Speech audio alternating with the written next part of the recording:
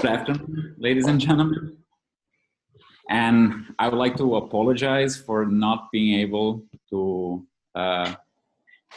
be there and share this like really cool event that is LambdaConf.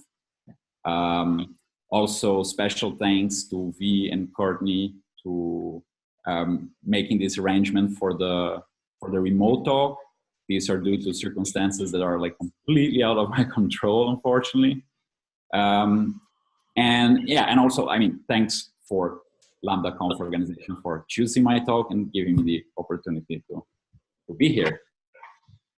Having said that, I think we can start talking about our main topic here, which is Project M36 and a bit of the out of the Tarpit paper. Before we start though, just a show of hands, who here is familiar with out of the Tarpit, the paper? Whoa, that is nice. Okay, I was not expecting that though. You caught me totally off guard, but that is good. Okay, who here is familiar with Project M36 then? Another show of hands, please. Okay. So the focus of the talk is mostly Project M36 and how to apply certain concepts. I don't intend to go deep into the paper topics, but let's get started. So I'm just going to share my desktop here. And let me start the presentation. Can everyone see the slide? Yes. We're good? Okay. Okay, so out of the Tarpit is a paper published in 2006. And I actually came across with this paper through the project. So I actually started when I got to know the Project M36, I saw that it was inspired by this paper, and then I read the paper and sort of like fell into this rabbit hole and got to know it a bit better. So this is me. I'm Diogo Biazus, by the way. Nice to meet you all. I'm a software developer at Coinberry. It's a cryptocurrency brokerage in Toronto. And there is my email, Twitter account, GitHub handle. Actually, GitHub handle has a B at the end. Sorry. Anyway, so also I will ask if anyone has any feedback about the talk or wants to like have further conversation about the project or like anything like that, please let me know. Feedback is always welcome. So starting a bit with like the context, since a lot of people here are familiar with the paper, this probably is not a big, this is not big news, right? But the paper is sort of a response or a follow-up to the famous No Silver Bullet paper that was published back in the 80s. And the idea there with the No Silver Bullet is that, like, given that complexity is our werewolf, there is no really a single way to kill it. We can groom it and we can make like complexity look nice and tidy, but we cannot really, there is no single weapon to eliminate the complexity, right? And there are certain statements in the paper about what are the root causes. So there is this root cause analysis of like what generates this complexity. And anyway, but out of the Tarpit basically reduces or isolates this source of complexity as being mostly about state, right? Well, let's proceed and we'll circle back on that. But one of the main takes is that simplicity is hard, right? And then I just took that Blaise Pascal quote, which I love, right? So basically saying that you have to put effort to make things simple, right? And this is so important. So another part of the motivation is that we do on our day-to-day job developing software, we do a lot of informal reasoning about the code. And even if we like to have like example-driven tests or formal methods of verification, informal reasoning is still one of our primary tools. And our working memory is very, very limited, right? So some people would claim that we can keep in our memory like 4 or 5 items at the same time. So we have to be very careful with where we focus this attention. And based on that, on these issues with like how to properly deal with state and how to reduce complexity by putting like different components in different boxes, the paper out of the Tarpit proposes this FRP architecture, which is the functional relational programming architecture, right? So not to be confused with the functional reactive, which, yeah, at this point might be a big source of confusion, but anyway. And then this architecture like separates the state and the logic of the system into these different components. So you have an essential state, which will be mostly about defining some relational variables. So for instance, I say a user has an email, right? And this is part of my, I'm defining my essential state. So if I'm talking about like a sign-up database, a sign-up application, right? So I can say, well, I have a relation users and each user has an email, right? The essential logic, which will define the behavior, will have some derived relational variables, right? So these are basically query expressions. We'll have some user-defined functions. For instance, I could say, well, I have a function here to encrypt a password, right? And I'm generating a derived state, which is the encrypted version of the password. And this could be, for instance, an embedded function, right? Part of my essential logic. And I can have as well integrity constraints that make sure that my state abides by certain rules. And I have like things that whoever here work with SQL databases will be very familiar with, the primary key, foreign keys, and all sorts of data constraints. Besides that, we also have accidental state and control, which is described mostly as data mapping between like the logical and the physical world, and some hints for performance.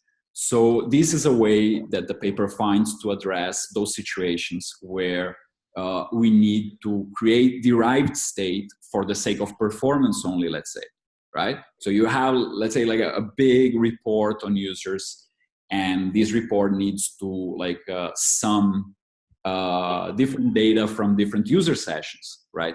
And let's say that calculating this on the fly is too expensive, so I can define a derived relation that is persisted on disk just for performance reasons. So the idea here is to neatly isolate every bit of state that was created solely for the purpose of performance, and do not conflate this with our essential state, which is like very good practice, even if you're not using any FRP.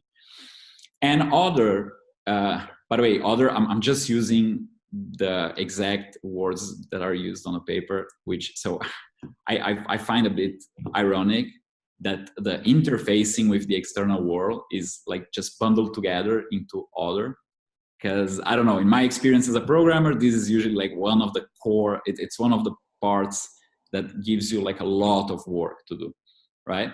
But the idea is that the interfacing will have like feeders. So feeders are how we input data in our system. For example, it could be done in the form of like insert, update, and delete statements. and observers, which will trigger some action as data changes in our database. So one example of this would be notifications, which you also have, like even like a database like PostgreSQL will have some mechanism for notifications. Today there are several data stores that have some sort of like pub/sub capability. And of course, in Project M36, we also have notifications. So the system components, they go like this. And the idea is essential state is that box where all the dependencies point towards. So basically, out of my essential state, I build everything else is derived. And therefore, like if I change my essential state, I need to change a bunch of other things. But I can make isolate changes in essential logic or in the accidental state without needing to like remodel anything in my core relational variables, right? Okay, so we're just like leveling up on what the paper says. Do you have any like questions, comments, concerns so far? Over there? Yeah. So are you implying that the accidental state is something that we want to eliminate? Because it's we don't want to. Sorry? That was the idea of the silver bullet paper, right? That we want to just pare everything down to the essential complexity and eliminate the accidental complexity. Yes. So we want to eliminate, I believe that we want to eliminate the accidental complexity by automating the way in which the accidental state is derived, right? Because most of the times, like if you really need that accidental state, you need to handle it in a way that is transparent, and it doesn't add complexity to your code base, but you can still like satisfy a certain requirement. Right. But yeah, I would say that you probably want to do that with as little code or no code. So there is an example in the paper where they only define a relational variable, and they just give a property saying, oh, this relational variable, this expression should be persisted, right? So basically, there is no code like persisting and keeping that state. That is completely abstracted away. Does that sound reasonable? Yes. Any more questions? Now we're going to proceed to the Project M36. So if we have any more questions about this like prelude here, that would be a good point in time. No? Okay. So let's proceed to Project M36, right? This is a project that has seen constant development since 2015. So this is something that I definitely appreciate in a world of like open source projects that can like come and go like very frequently, right? But this project seems to have like a constant pace of development. It is written in Haskell, which like for me, being a big Haskell fan, it's always like a bonus point. And it is inspired by solid projects such as PostgreSQL, Git, and Haskell itself, right? So there are some very neat ideas like backing Project M36. And the idea of the project is to provide these components of infrastructure to develop a system along these lines that are discussed in the paper. So the project will provide you with a way to manipulate relation variables, and not only that, but also define data types. It will provide with tools to implement the essential logic. So, of course, you can evaluate relational expressions, but you can also create functions, embedded functions in the database. you have some limited capacity to implement accidental state and control. So we'll circle back into that, but right now it's quite limited, this part of the system. And feeders and observers, Project M36, of course, will provide statements to manipulate the data and to notify the user with changes, right? So what we are going to do now is we're going to implement a simple user database. So we will create a simple user database that can store and keep track of user sessions, right? And we will see how to use some of these components, right? So first step, let's define our essential state, right? So here we can see already a very interesting bit, in my humble opinion, which is we can define a custom data type such as that the first line, data status, and it has those 3 data constructors. So basically status can be, it's a type that I can build saying that the status is pending, or the status is confirmed, or the status is verified. So basically Project M36 ships with some tag unions, right? Some data types out of the box, right? And on that note, it also doesn't allow for null values in the database, which is a very, very nice property. Actually, when I started to like play a bit with this system, like I had the same wow moment as like when I started like using Haskell, and I learned that there is a life without like null pointers and that sort of stuff. So yeah, here like you take that to a database management system. And then we have, so let's define a user's relation, which has, so each user will have an email. Here I use type text for the sake of simplicity, but of course, we could also define email type, right? We have a password of the type text and a status with lower s status of the type capital S status, right? And I also define as part of our essential state here, relation called sessions. And these sessions is basically keeps track of each email and when the session was started. Now let's add some logic to this schema.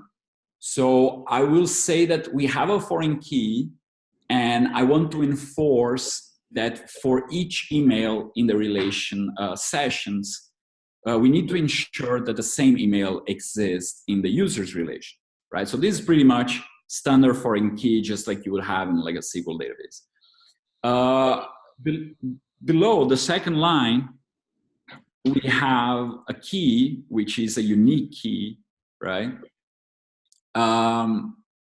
For all users, I'm saying that the email must be unique. And the last line is a constraint where I say there must be no sessions for pending users. Now the last line, I think it's the most interesting here, because if you would take this sort of constraint and try to implement in a SQL database, you normally would use a set of triggers, right?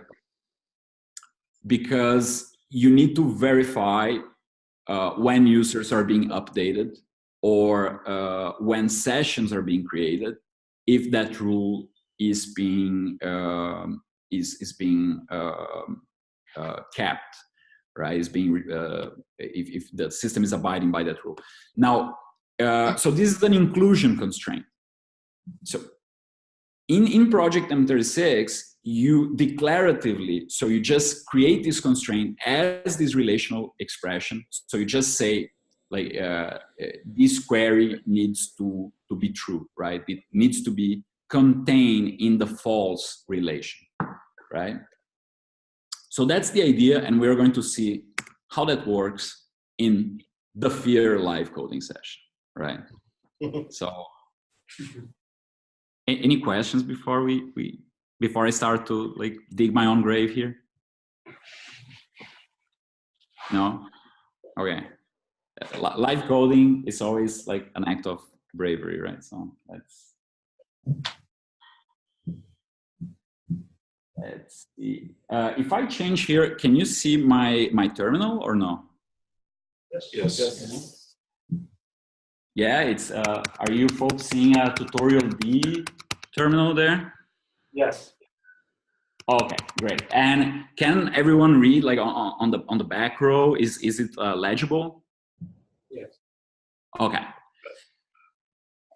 Cool. So I'm going to just define. I'm going to get that is essential state that we have there, and I'm going to start bringing those definitions here, right?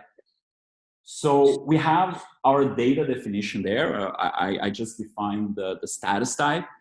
There are some meta commands here that show like the current state of the database. So one of them is show rel vars, and this will show the relation variables. So we haven't defined any relation variable, we just defined the type so far. And every database in Project M36 starts with the relations true and false, right? Which are sort of like the base relations for tutorial D. By the way, tutorial D is this language proposed by, I think it's Chris Tate, and the idea is to be very didactic and very easy to teach relational algebra. So we define our type there, and now let's define our users relation, right? So here we have users, and we can check the rel vars, and we actually have the users here. There is the name of the relation. Can everybody see there the relation users? Is it okay? Yes. Yeah. Cool. Yeah, so this is the name of the relation, and then here is the structure where we have email of type text, status of the type status, and password also of the type text, right? And then having this relation, I'm going to define another one, sessions, right? And I'm going to show rel vars, and we have here the sessions relation with email and sort of that. Now, before we proceed, a couple of interesting things here. Later on, I'm going to talk about the transaction graph commands, right? But just to give a preview, there is a command here called show graph. So show graph shows me the transactions that I have committed, right? And right now I have a current transaction, right? That is not, I don't have the transaction committed. And if I roll back, so this is also very, very similar to a SQL database, right? So I can do a rollback, and my rel vars are gone.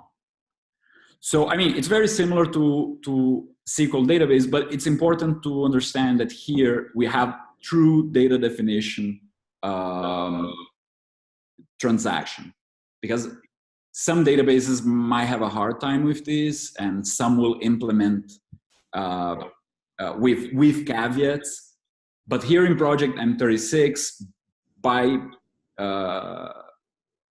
from out of the box, you get like fully transactional data definition language, right? So my type is gone. Everything that I was doing is gone once I roll back. So I'm just going to redo those. I'm just going to redefine those things. So I'm going to redefine our type, redefine our users relation, and our sessions relation, right? And now let's put here some of that logic, the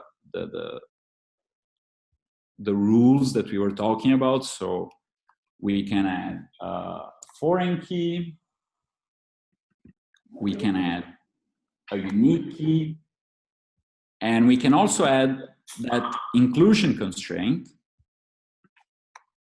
right? No sessions for pending users. So what inclusion constraint is saying is whenever I have users with status pending and I join with sessions and I find something there, this expression needs to be contained in the relation false, which is the equivalent of saying there should be no rows as a result of this expression, right? So what we can do now is we can insert some data there. So let me just a second. Let's insert users and just a second.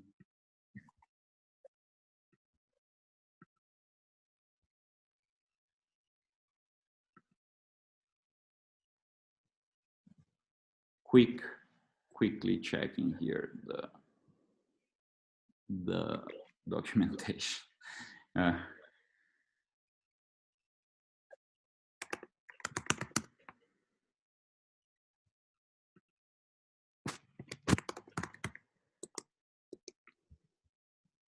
Okay, so basically we insert a relation and then we give the tuple.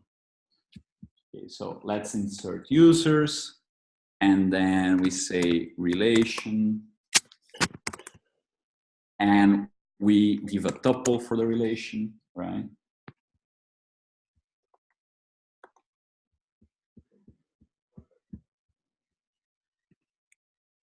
Okay, just a sec.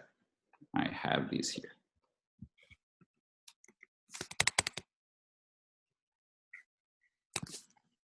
Okay, so this is our insert, right? So I have insert users, and then I give a relation that has a single tuple, right? So there we could insert into that relation any set of tuples. In this case, I'm inserting only one with my email, a password test, and a status pending, right? And then if I check the user's relation, right? Actually, we want to users.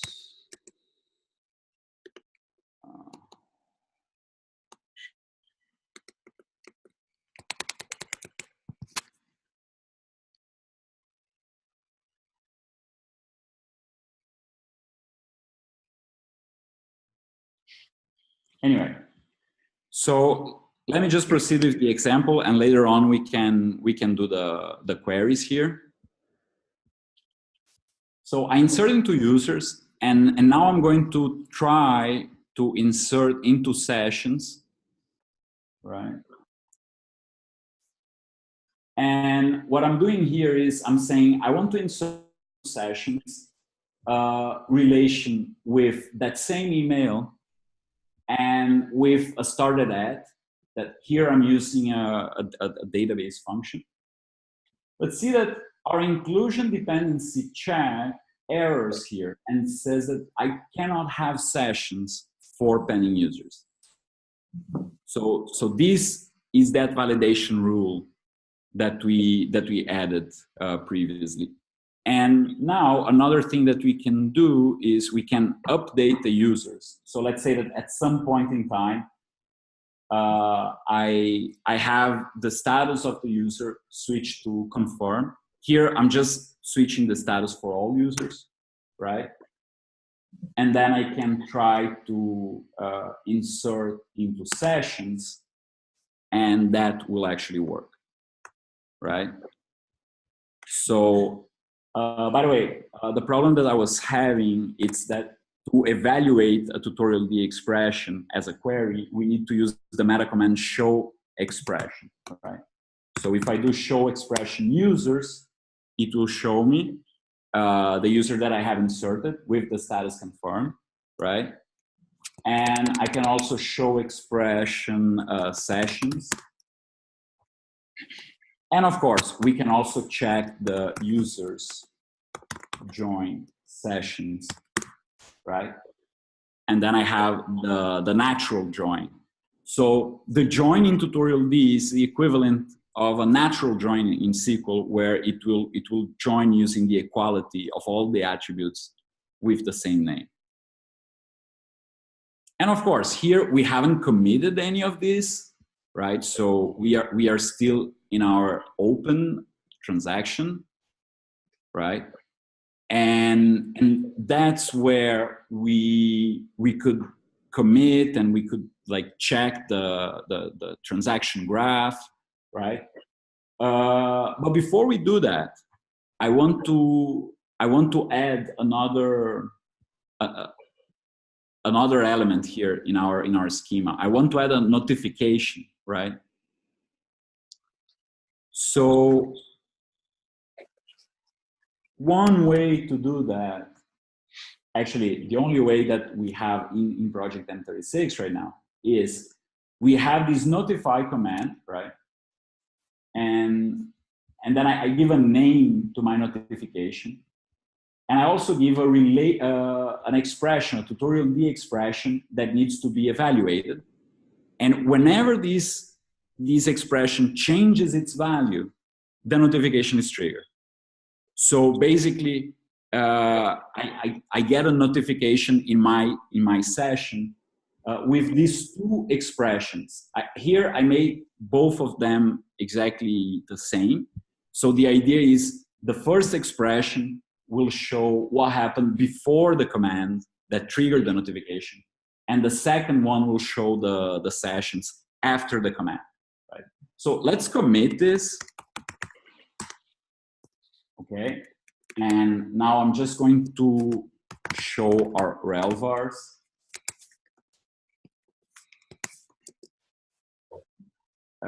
So we have users, we have sessions. The notification doesn't show here, but we can also, let's show the graph.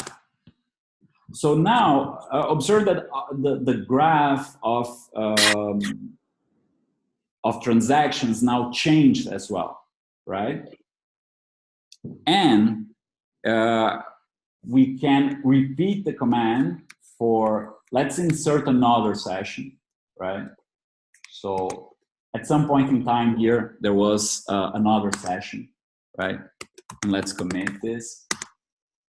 Okay, so now as I commit another session, since we have the notifications in place, the notification pops up here and shows me these are the sessions before the change in value, right? And these are the sessions after the change. So this is showing me exactly what I asked here before here, when I define the notification, right? This relation here is just an expression, right? So we can actually show expression and we will get the result. So this is a way to do a count on the tuples of a given relation. So besides that, so this I think already gives us like a very, very nice set of tools. So we can build off of these notifications. We can definitely build observers. By the way, the Project M36 comes with a WebSockets server. So that makes it very convenient if you want to build, let's say, a front end using some sort of like functional programming language on the front end. So let's say that you use like a pure script or Elm or even Haskell, right? And then you can be connecting directly with the database using this WebSockets interface. And it's very, very simple. to use this notification system to like stream changes in the client, right? And at the same time, of course, update, insert, and delete, the commands to manipulate data are also sent via WebSockets, right, to manipulate the data on the server. Besides that, we also have the ways to navigate the transaction graph, right? So what we have here is, besides the two that I have shown, the commit and the rollback, right? We have also, as I presented here, the show graph, right, which shows my transaction graph. And notice that here we have this master, right? So this master is this idea of, this is the timeline of my current transaction, right? But what we can do as well is we have our branching command and our merging command. And in this way, the database management system behaves sort of like a Git repo.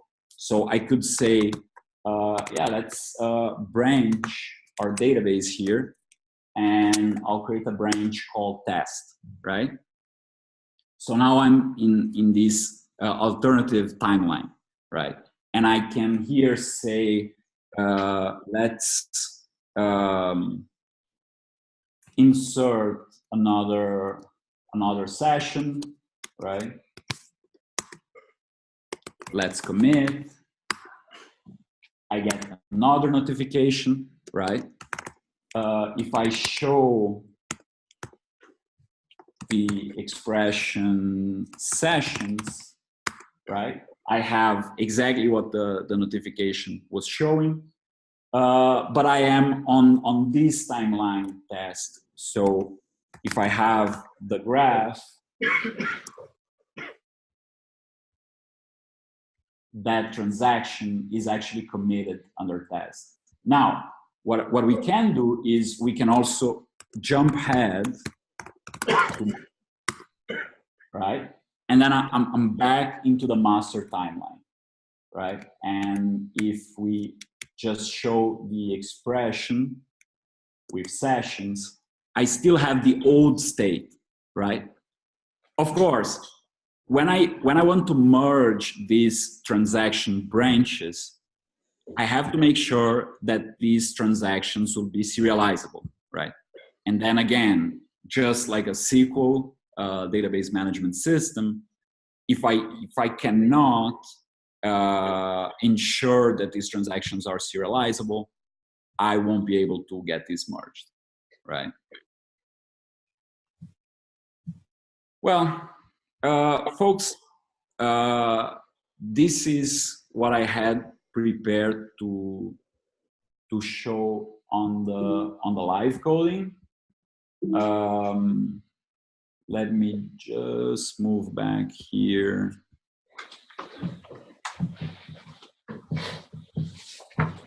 We can go back to the terminal because I think we'll have like some time for questions here. Sorry?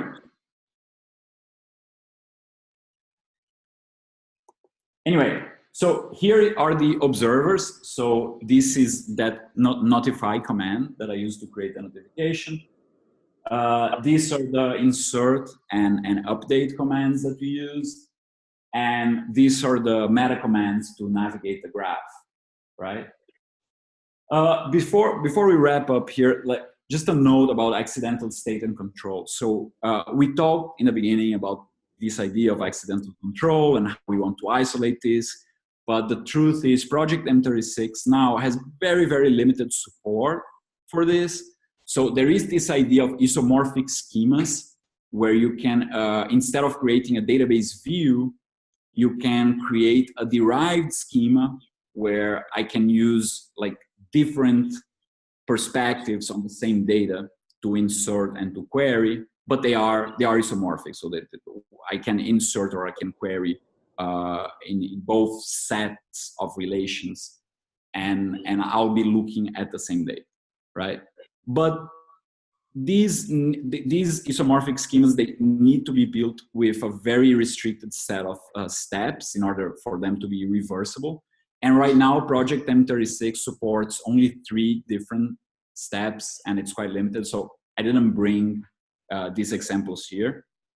But it is a work in progress. So what I would say is, if any of you folks are interested into maybe taking this to production or collaborating with the project in order to make it production quality, to be honest, right now I don't think it is. I don't think this project is production like ready. I've been using like more as an experiment, and I mean I would be super excited to use these even for small projects in the near future. So here is the GitHub link for the project. It's agent m /project-m36 in GitHub. And yeah, if any of you is interested, please give it a whirl, download, open issues, and I think, like, again, any feedback and any help to build a community around this idea is welcome. And yes, and having said that, that's what I had to show you folks today.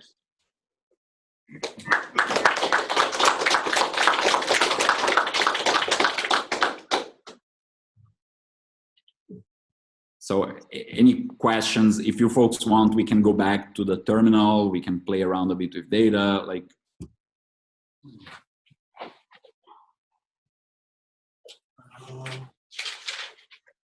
so I have a question. How would you typically interact with M36, like in a Haskell application? Are you sort of serializing queries, or do you import a library and act upon it directly, or what does that look like?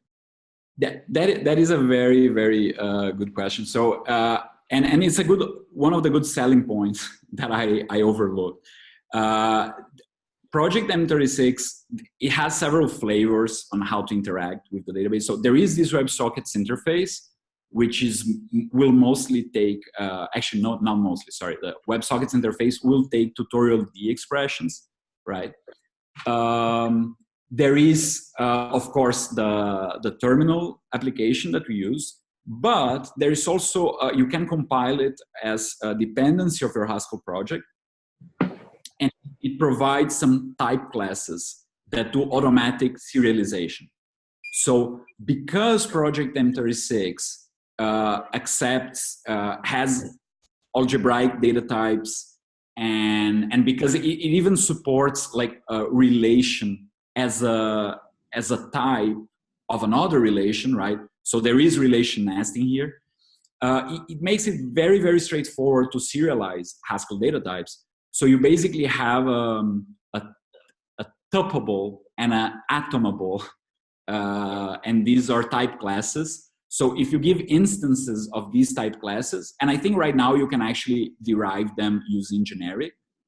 So you just give implementations of these type classes, and you can automatically serialize Haskell data types.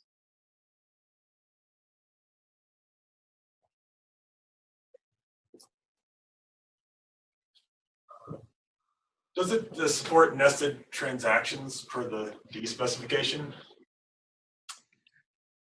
That is a very good question. I don't have a good answer for you. Sorry about that. I don't think it does. I'm not sure if with that branching, you don't have actually like some sort of like nested transactions, like doing some sort of transaction branching, right? But I don't know, like as we usually think of nested transactions in SQL databases, I don't think it does. What does the representation on disk look like? Is it using like B+ trees, like something like SQLite, or what? I'm not I'm not entirely sure. This is actually one of the things that was discussed in I think one of the issues of GitHub. So there was something about the representation, but I don't know. I don't remember now. Sorry.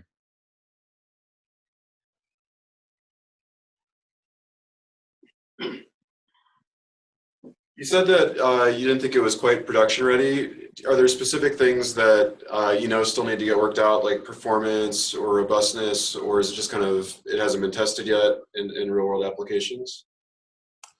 I would say that for me, the only thing I mean, when I say it's not production ready, of course, this is entirely subjective, right? For a small scale project, it's probably it's probably fine. And if you go on the mailing list, you probably will find people using production already. But for me, it's still lacking a bit on the privilege, and data, how to control who reads the data, which is something that I was even talking to the creator of the project. And he suggested that, we could store in the database, let's say a token authorizing the user to do certain things, and then probably have some constraint using a embedded function that verifies that token. So this probably could be implemented right now, but the database today, Project M36, doesn't ship with a native authenticating mechanism, right? If you can work around that, or if you have just a public database, or if you use it as a library and only your Haskell code, for instance, talks to the database, then you can probably use it in production.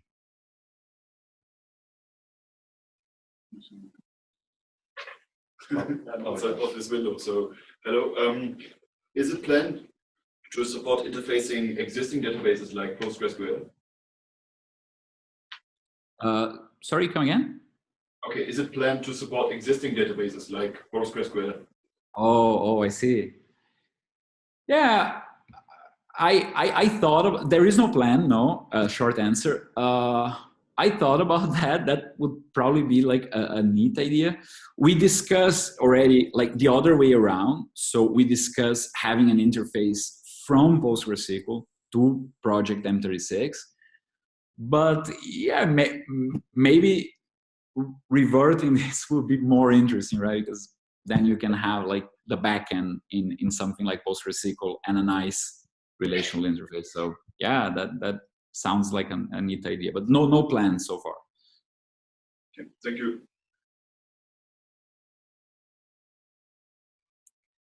Also, folks, the project creator, Agent M, he's super responsive, and this sort of idea, for instance, of using it as an interface for other databases is something that I'm sure it will be super welcome. So please, you can open issues and start discussing these things on the GitHub project page. That will be awesome.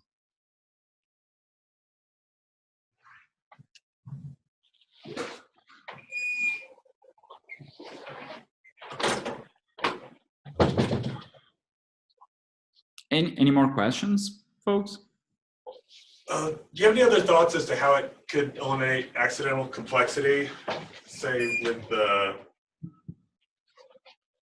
performance or network communication, things like that? Yeah, so one way that we could do, in terms of performance, I think that the suggestion that we see on the paper out of Tarpit, of being able to just materialize certain relations on disk, such as what we do in, let's say, PostgreSQL, when you have a materialized view. So that is a very, very interesting tool, right?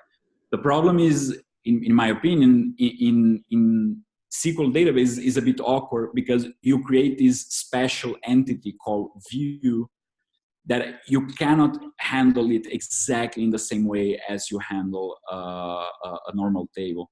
And I think that's what... well, Date wrote a book about how you can update through views, actually. Yes, you can.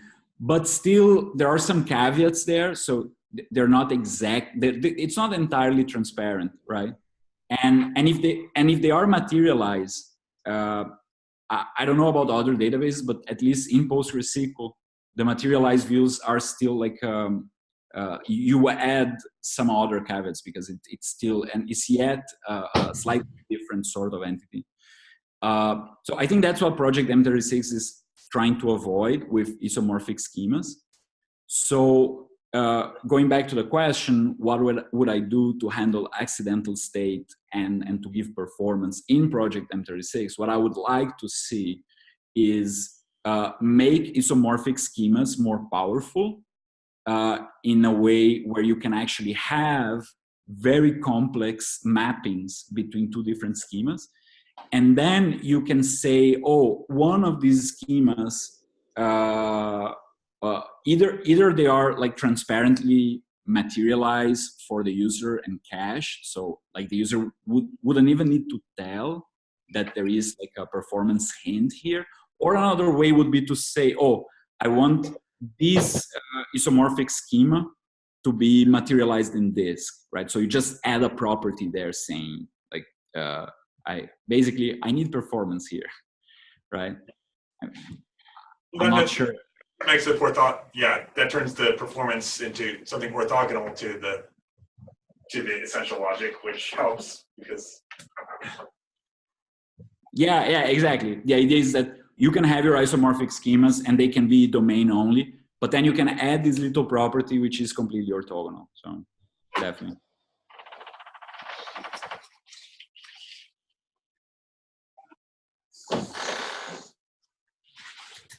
Thanks.